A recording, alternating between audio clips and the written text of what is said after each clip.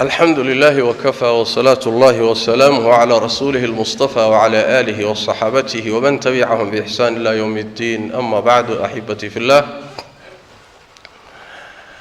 waxaan ugu soo foodle oo inugu soo dhow bishii Ramadaan maalma ka laaban. Ilaahay tabaaraka wa tacaala waxa weydiisanaynaa inuu nabadgeliyo caafimaad inugu gaarsiiyo. haddii Ilaahay ina gaarsiiyana inuu inaga dhigo kuwa ka faa'iideysta wixii khayraadana ina waafajiyo, inaga dhigo kuwa sadka ugu fiican ka qaata bisha barakaysan. bisha inugu soo dhow maxaa loo baahan yahay inaan ugu diyaar garowno? ma inaan raashin iyo cunto uruursanaa waa iska bannaanta, mise wax ka fiican baa meesha yaalla? bisha see loo soo dhoweeyaa, sees lagu qaabilaa? qodobo dhowran tilmaamaynaa. qodobka koobaadi wax weeyaan inaan Ilaahay barino tabaaraka wa tacaala oo ducaysato in Alle tabaaraka wa tacaala ku gaarsiiyo bisha. markuu ku gaarsiiyana an Allah tabaaraka wa tacaala ku waafajiyo wixii khayr ah ee bisha dhexdeeda yaala. salafku ridwaanullaahi calayhim waxay ahaan jireen Ramadaan intuusan soo gelin bilaha ka horeeya waxay Allah weydiisan jireen inuu Ramadaan gaarsiiyo, laana waa fursad iyo jaanis weyn, waa nicmo aad u qaali ah. ilaahu Ramadaanna gaarsii bay dhihi jireen. nabigeennuna salawaatu rabbi wasalaamu calayhi bishu markay dhalato, bil kastoo bilaha ka mida sanadka oo uu bishii arko, wuu ducaysan jiray nabigu sal alay wasalam. wuxuu dhihi jiray allahu akbar, اللهم أهله علينا بالأمن والإيمان، اللهم أهله علينا بالأمن والإيمان. إله بيشا واحد نوغود لسا إيمان إيا أمان، دين عقيدة خير طاعة إيوه أمان نبتكليه. إسلام نمو إيا سلامة iyo inaad nawaafajiso wax kasto jeceshahay oo raali ka tahay.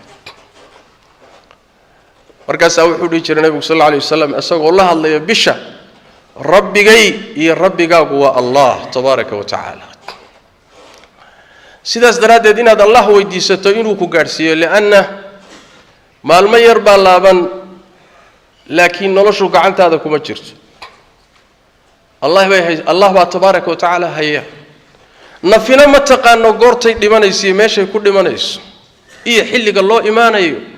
waxa dhici karta inaan laguba gaarsiinin baa dhici karaysa.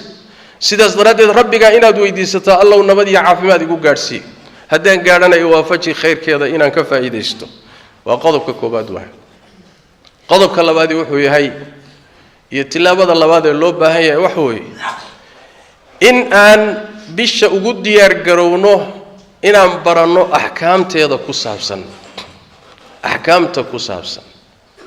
soonkeeda, ahkaamtiisa, salaadaha habeenkii la tukanayo ahkaamteeda,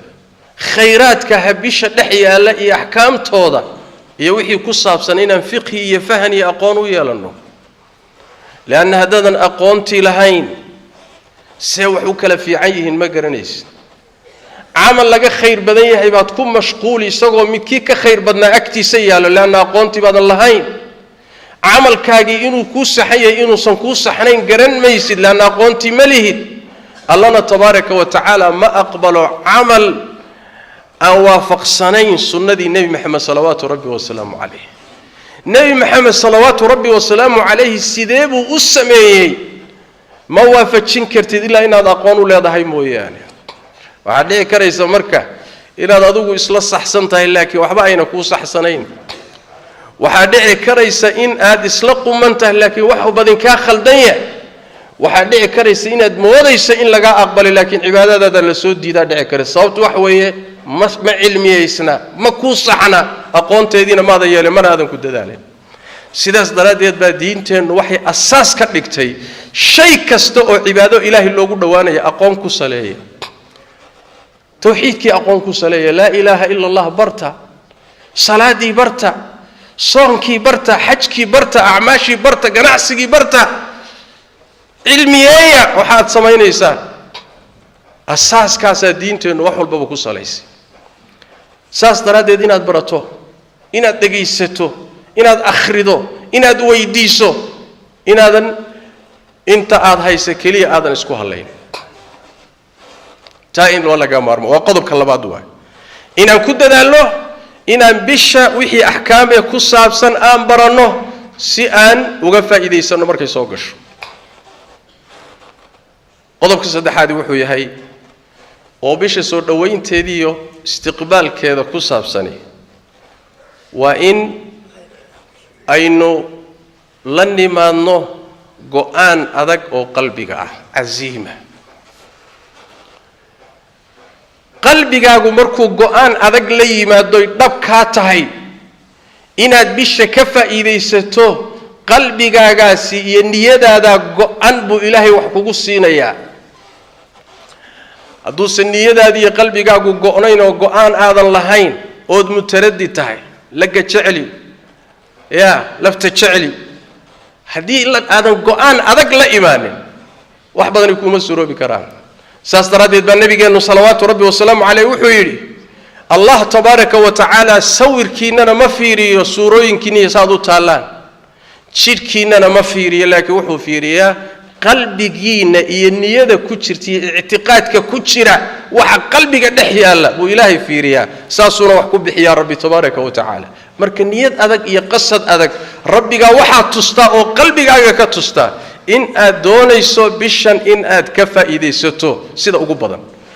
marka qalbigaaga ilaahay uu wanaagaa ka arka wax badan buu kuu fududaynaya sidqul casiima adag inaynu la nimaano qodobka saddexaad afaraad ee xigaayo wuxuu yahay inaynu la nimaadno sidoo kale qorshahii aynu kaga faa'iidaysan lahayn bisha kaga faa'iidaysan lahayn sax khayrkii waad jeceshahay soonkii waad jeceshahay salaadii habeenkii salaatuleylkii iyo taraawiixdii waad jeceshahay sadaqadii waad jeceshahay inaad cumraysato waad jeceshahay qur-aankii inaad intaad akhrido aad khatimto waad jeceshahay laakiin waan jeclahay keliya kuma filla waa inaad la timaado aaliyadii iyo qaabkii aad u qaban lahayd hawsha iyada barnaamij camal iyo jadwal aad ku shaqaysato waa inaad dejisato oo aad howlahan ku qabato nacam qur-aanka inta goore doonayso bisha inaad dhammayso markaad dejisato qaabkii iyo waqtiyadiisii iyo sidii waa inaad barnaamij dejiso wey laanna bini aadam baa taa waad mashquulsan tahay ganacsiga howlaad ku mashquulsan tahay adduunyaa dhinac kaala xidhiidha shaydaan baa dadkii ku lamaan naftaadii baa ku jiidanaysa haddaadan balaan aad isku kontarooshay iyo qorshihii aadan la imaanin qoondayn haddaadan la imaanin wax badanay kuuma suroobi karaan saas daraaddeed qorshe deji ganacsadaa tahay waad mashquulsan tahay ramadaan weeyo ciiddii baa ku soo xigta alaabo badan baa la keensadoo bakhaaradaa buuxa ganacsigii iyo dhaqdhaqaaqii baa la rabaa in laga faa'iidaysto fursaddan iyo inuu ku dhaafin buu leeyahay ramadaanna sideed uga faa'iidaysan ganacsigana uga faa'iidayso qorshe inaad keento maaha waa inaad qorshe keento nabigeennu salawaatu rabbi wasalaamu caleyh wuxuu leeyahy saaca wa saaca saacadna ganacsiga saacadna daacada saacadna adduunkaaga saacadna wixii ilaahay kuu dhaweynayay iyo aakhiradaadii inaad dhisatood hagaajisato sidaas daraaddeed plan iyo qorshe inuu ruuxu la yimaado ramadaan ku galo balaankiisana uu isku kontrooliyo jadwalka uu dejistay waqtiga bisha si uga faa'iidaysan lahaa waa laga maarmaan ramadaan waxyaalaha qaaliga waxaa ka mida maalan inaad wax sadaqaysato sadaqada ramadaan way ka muhiimsan tahay bilaha kale laakiin waad jeceshahay xoolahaagiina ganacsi bay ku wada jiraan dibadahaasay kala jiraan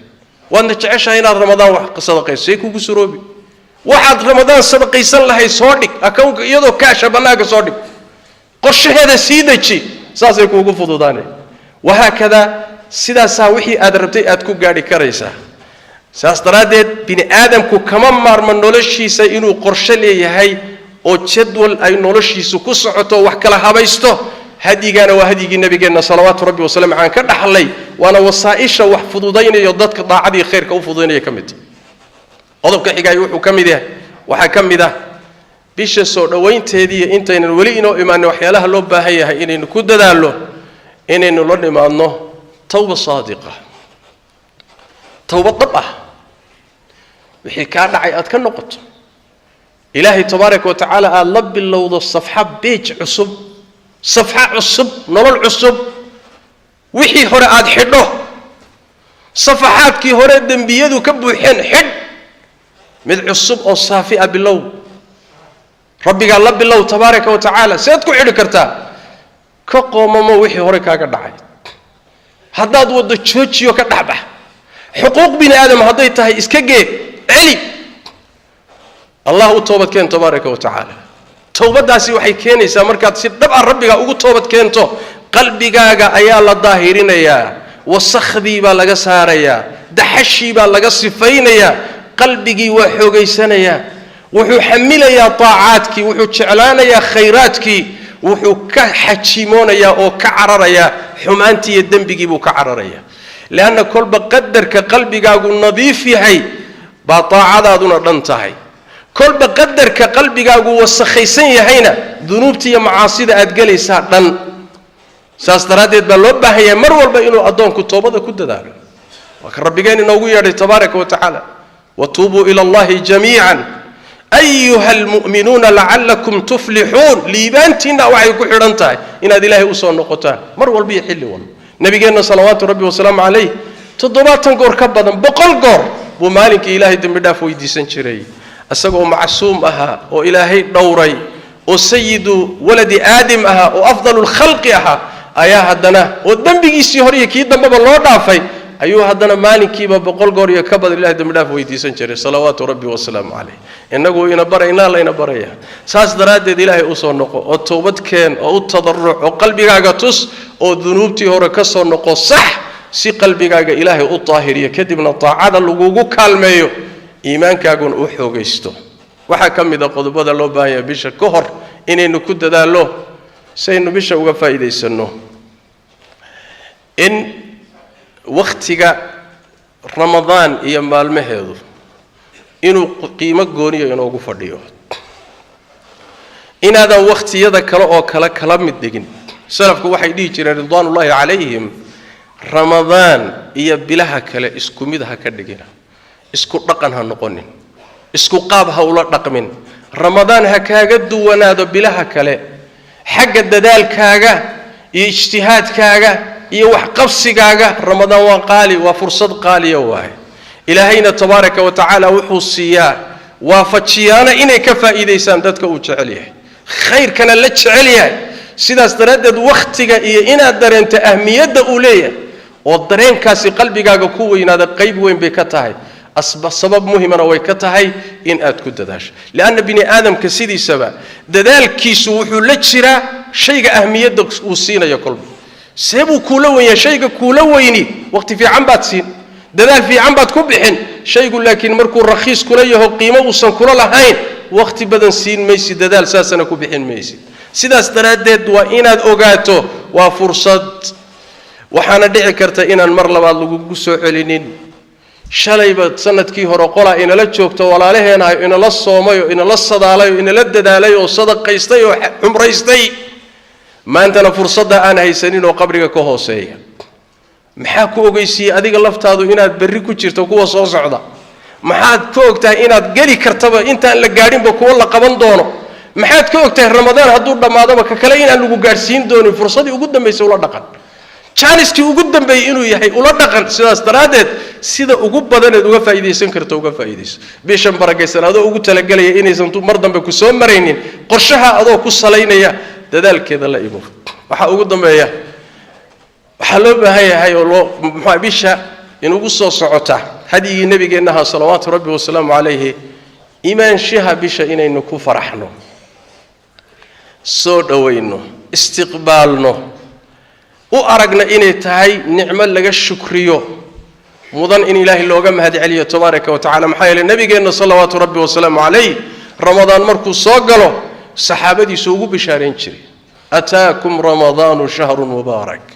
ramadaan baa idii yimid waa bil barakaysan oo khayraadkeedu badan yahay nafaxaadka rabbiye degaya lama tiro koobi karo